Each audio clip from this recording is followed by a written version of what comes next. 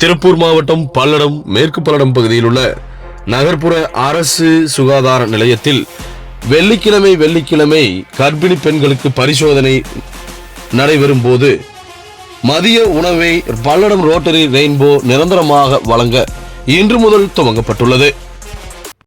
காலை வணக்கம்.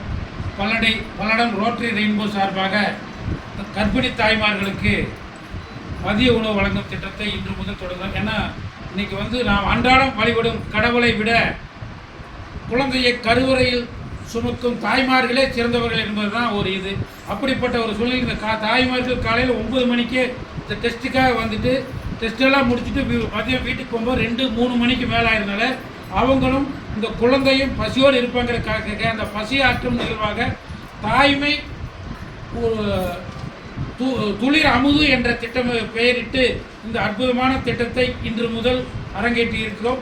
ஒவ்வொரு வாரமும் இந்த கர்ப்பிணி பெண்களுக்கு ரோட்டரி ரெயின்போ சார்பாக அமுது படைக்கப்படும் என்பதை தெளிவாக வாரம் வெள்ளிக்கிழமை இந்த அமுது படைக்கப்படும் என்பதை தெரிவித்துக் கொள்கிறோம்.